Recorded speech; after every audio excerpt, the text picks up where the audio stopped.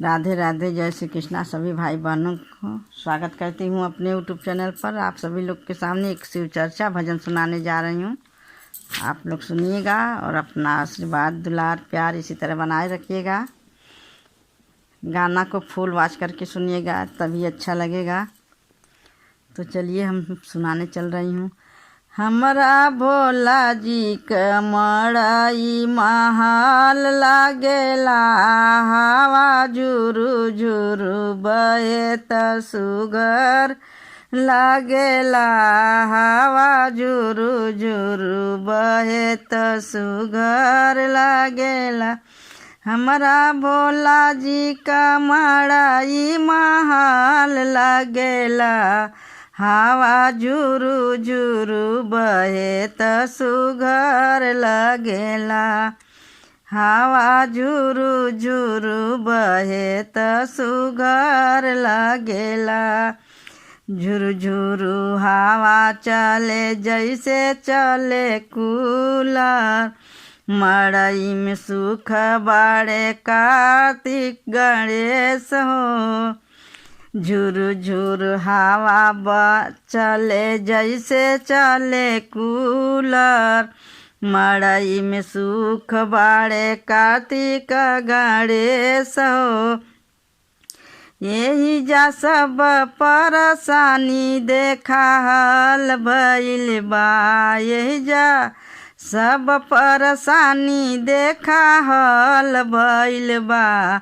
हमरा भोला के मड़ैया महल भइल बा, हमरा भोला के मड़ैया महल भइल बा। चढ़त चैतवा भोला जरे जैसे आगी, मन करे कहाँवा जैती घर से भागी।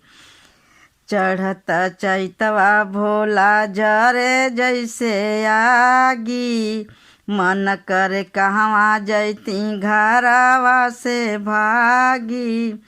अब त महल में रहल मुश्किल भइल बा, अब त महला में रहल मुश्किल भइल बा।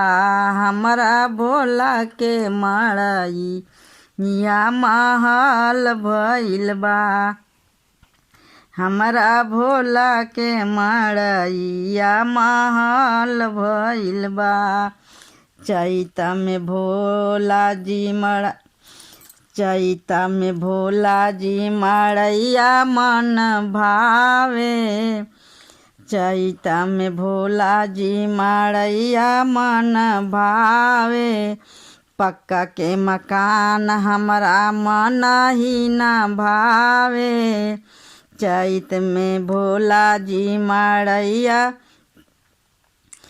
मन भावे। पक्का के मकान हमरा मन ही न भावे, रौरे चरण में रहल हमरा धान भइल बा, रौरे चरण में रहल हमरा धान भइल बा।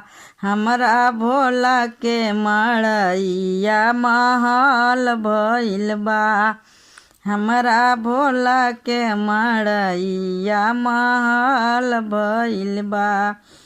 पहिला में दया मांगी, दूसरा में चर्चा, चर्चा में हो भैया नइखे कौनो खर्चा, चर्चा में हो भैया नइखे कौनो खर्चा। चर्चा कर दीदी सब संकट दूर भइल बा, चर्चा कर दीदी सब संकट दूर भइल बा। हमरा भोला के मड़ई या महल भइल बा, हमरे भोला जी का मड़ैया महल भइल बा।